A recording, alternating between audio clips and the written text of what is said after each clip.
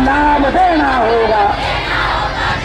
बता दिया आशा वर्करों को पक्का करो, आशा वर्करों को पक्का करना होगा।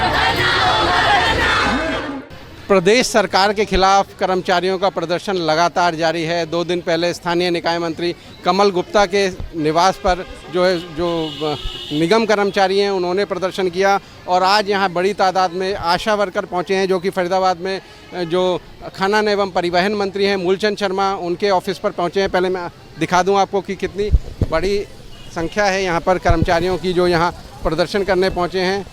कुछ एक मांग है इनकी जिनको लेकर कर्मचारी यहाँ आए हुए हैं। बात करते हैं पहले इनसे। जी मैम, आप अपना नाम बता दीजिए, क्या नाम है आपका और क्या मांगे हैं जिनको लेकर आप प्रदर्शन कर रहे हैं? मेरा नाम हेमलता है, फरीदाबाद आशा यूनियन की ज़िले की प्रधान हूँ। और जो ये है कि जब तक सरकार सरकारी कर्मचारी घोषित नहीं करती है तब तक 26,000 न्यूनतम वेतन आशा वर्कर को दिया जाए। आशा वर्कर को हेल्थ कर्मचारी का दर्जा दिया जाए। आशा वर्कर की जो रिटायरमेंट है उस पर जो भी सुविधाएं बनती हैं वो सुविधाएं आशा वर्कर को दी जाएं। रिटायरमेंट की उम्र 65 साल की जाए। EF PF की सुविधा दी जाए। और जो हमारी आशा बहनें गंभीर अवस्था में बीमार होती हैं या कोई एक्सीडेंटल केस होता है तो उनको पैनल अस्पतालों पर सुविधा दी जाए, इलाज की सुविधा दी जाए। तो इन्हीं मांगों को लेकर आज हमें 72 दिन हो गए हैं हड़ताल पर। सरकार से 4 बार इस बीच हमारी वार्ता हो चुकी है, लेकिन सरकार एक तरफ मांगों को जायज़ बताते हुए बस केवल ये आश्वासन दिया जा रहा है कि आपकी मांगों का जल्द समाधान किया जाएगा, और वो समाधान नहीं कर रही हैं। अभी जो लास्ट वार्ता हुई है वो 16 अक्टूबर को हुई है, तो उसमें भी यही कहा गया है कि अभी हमें 1 हफ्ते का टाइम चाहिए। 1 हफ्ते बाद आपकी जो मांगे हैं उनका समाधान किया जाएगा। सम्मानपूर्वक जो भी आपकी बढ़ोतरी बनती है वो बढ़ोतरी दी जाएगी। तो अभी तो हम नेताओं को यही कह रहे हैं, अधिकारियों को, सरकार को भी, कि आप जो ये आश्वासन पर आश्वासन हमें दिए जा रहे हैं वो आश्वासन नहीं चाहिए। हमारी जो जायज़ मांगे हैं उनका हमें पूरी तरह से समाधान चाहिए। जब तक आप समाधान नहीं करोगे तब तक ये वर्कर चाहे 4 महीने हो जाएं ये यहाँ से नहीं उठेंगी। दूसरी बात, 30 अक्टूबर को जो है संसद मार्च भी करेंगी ये। तो हम सरकार से यही चाहते हैं कि जल्द से जल्द हमारी मांगों का सम्मानपूर्वक समाधान किया जाए, जिससे हम सुचारू रूप से अपने काम पर वापस लौट सकें। नाम क्या है मैम आपका? मेरा नाम अनीता भारद्वाज है। मैम, कितने वक्त से आप इन डिमांड्स को कर रहे हैं सरकार से? ये डिमांड तो जी हमारी 2018 से चल रही है। पिछले 2018 में भी हमने एक हड़ताल की थी जिसमें हमारा कुछ सरकार ने बढ़ोतरी की थी, लेकिन पिछले 5 सालों से सरकार ने कोई बढ़ोतरी नहीं की है। और काम आशाओं के लिए दुनिया भर के काम दे दिए हैं, चाहे ऑनलाइन काम है या रजिस्टर के काम है, वो सभी आशाओं से करवाए जा रहे हैं। किसी भी तरह की सर्वे हो वो आशाओं से कराई जा रही है। तो हम सरकार से ये कहना चाहते हैं, हम ज़्यादा कुछ नहीं मांग रहे। हम जो मेहनत कर रहे हैं हम उस मेहनत का मेहनताना सरकार से मांग रहे हैं और वो सरकार को देना पड़ेगा। मैम, आप कह रहे हैं कि बहुत सारे काम कराए जाते हैं आशा वर्कर से, मूलतः आपका काम क्या है? मूलतः हमारा काम जच्चा बच्चा का था जी। जिस काम के लिए हमें शुरू में लगाया गया था, जच्चा की देखभाल, बच्चा की देखभाल, वो काम आज हमारा पीछे छूट गया है जच्चा बच्चा का। बाकी और सारी सर्वे हमसे कराई जा रही हैं, चाहे वो नशेड़ियों की सर्वे हो, दिव्यांगों की सर्वे हो या विधवाओं की सर्वे है। जो DC की तरफ से कोई भी काम आता है, DC कार्यालय से, वो भी आशाओं को दिया जाता है। स्वास्थ्य मंत्रालय से कोई काम आता है वो आशाओं को दिया जाता है। जो हमारा जच्चा बच्चा का मेन काम है वो हमारा पीछे छूट गया है। तो जिस तरह से आप सर्वे करती हैं, जाती भी होंगी डेफिनेटली जगह, तो आपको उसका भी कोई भत्ता वगैरह दिया जाता है? नहीं, उसका कुछ नहीं दिया जाता है। वो ऑनलाइन काम का भी हमें कुछ नहीं दिया जाता। उसी की मांग को हम लेकर बैठे हैं कि ऑनलाइन काम बंद करें। अगर करवाना चाहते हैं तो उसका पूरा मेहनताना दिया जाए। अच्छा, अगर सरकार जिस तरह से बातचीत चल रही है अभी भी अगर नहीं मानती या अभी कोई समझौता तय नहीं होता तो कब तक ये प्रदर्शन जारी रहेगा और क्या क्या आगे प्रदर्शन के में क्या क्या शामिल होगा? देखिए जी, ये अनिश्चित काल हड़ताल है आशा वर्करों की। इसमें हमने कोई टाइम लिमिट नहीं रखी है कि जब तक सरकार हमारी मांगों को पूरा नहीं करती है तब तक ये हड़ताल हमारी जारी रहेगी, और बल्कि और आक्रोश के साथ इस आंदोलन को आगे बढ़ाया जाएगा। चलिए, हमसे बात करने के लिए और भी कुछ लोग मौजूद हैं। मैम, आप अपना नाम बता दीजिए। सुशीला चौधरी। मैम, कितनी संख्या है आशा वर्कर की अगर बात करी जाए प्रदेश में?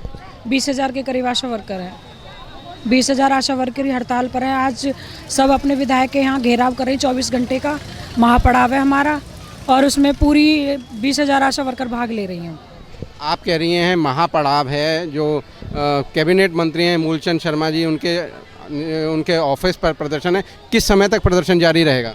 ये हमारा कल 1 बजे तक रहेगा, पूरी रात भी रहेगा। सारी रात हम कीर्तन वगैरह करेंगे, अपने भजन कीर्तन में लगे रहेंगे और सुबह हमारा 12-1 बजे तक हमारा महापड़ाव रहेगा। अच्छा, तो क्या सभी जगह इसी तरह से प्रदर्शन होगा? हाँ, सभी जगह से इसी तरह से प्रदर्शन है। बस एक शायद मेवात को छोड़ के कि वहाँ पर धारा 144 लगी हुई है, वहाँ पे दिन का पड़ाव है, वहाँ रात को मना कर रखा है और सारे ज़िलों में यही पड़ाव चल रहा है। और किस तरह के प्रदर्शन किए जाएंगे अगर आपकी मांग नहीं मानी गई तो? हम अपनी जनसभाएं करेंगे, जनसभाएं होंगी गाँव में, और हमारी जो रैली वगैरह निकलेंगी, जैसे जो विधायक है, जैसे यहाँ पे भी रैली निकाली हमने, जो मंत्री हमारे यहाँ के, हम सबके यहाँ पे ये जनता को दिखाना चाहते हैं हम कि ये आशा वर्कर बहन कितने दिनों से हड़ताल पे बैठी हैं, इसीलिए हम जगह जगह रैलियाँ निकाल रहे हैं अपनी। अच्छा, जैसा कि बताया आपके साथी ने कि जो मूलतः काम था जच्चा, जो आपका आशा वर्कर का था, वो जच्चा बच्चा की देखभाल का था, तो अब जिस तरह से आपको बाकी काम दिए जाते हैं, तो वो जो मूल काम है वो कौन देखता है? वो हमारे ठप हो रहे हैं अभी तो फ़िलहाल। मूल ये काम है कि जो आशा वर्करों को टॉर्चर करते हैं, अगर हम ऑनलाइन काम नहीं करते तो आशाओं को टॉर्चर करते हैं, तो मजबूरी में जो होम डिलीवरी हो रही हैं वो पेशेंट परेशान है। अभी भी कुछ पेशेंट ऐसा है जिसकी होम डिलीवरी हो जाती है, क्योंकि आशाओं को पता नहीं होता है, वो मजबूर हैं आशा कि विकलांग की सर्वे करो, कभी नशेड़ी की सर्वे करो, कभी कहते हैं कि जो आयुष्मान का कार्ड है उसकी सर्वे करो, अब निरोग हरियाणा आ रखा है उसकी भी सर्वे आशा से कराई जा रही है। तो आशा को मतलब अपने कामों से भटकाया जा रहा है, जच्चा बच्चा के से, और तरह तरह की योजनाएं आशा वर्कर पर थोपी जा रही हैं कि ये तुम्हें सारे काम करने हैं, अगर नहीं करते हैं तो तुम्हारा लेटर निकाला जाएगा। अच्छा, कितने समय पहले आप लोगों की भर्ती हुई थी? कितना समय हो चुका उस बात को? हम 2014 में लगे हुए हैं। कांग्रेस सरकार के द्वारा की गई थी या बीजेपी सरकार द्वारा भर्ती? जब हमारा कांग्रेस की सरकार थी उस टाइम पे हमारा 500 रुपये था, 500 रुपये हमारा कांग्रेस बढ़ा के गई थी, तो हमें 2014 से 1000 रुपये की राशि मिली थी।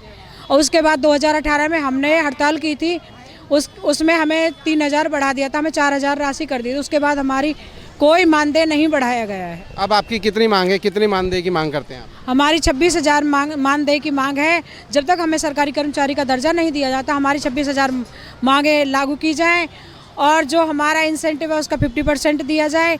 हमारी जो आशा वर्कर है उनको सरकारी कर्मचारी का दर्जा दिया जाए। ESI PF की किसी को सुविधा नहीं है, अगर कोई आशा वर्कर बीमार हो जाती है तो उसके लिए कोई भी सुविधा नहीं, उसके लिए आयुष्मान कार्ड तक भी नहीं बनाया गया, और जो आयुष्मान कार्ड भी है किसी आशा वर्कर का तो उससे इलाज नहीं हो रहा है, इसीलिए आशा वर्कर बहुत परेशान है। चलिए, हमसे बात करने के लिए धन्यवाद।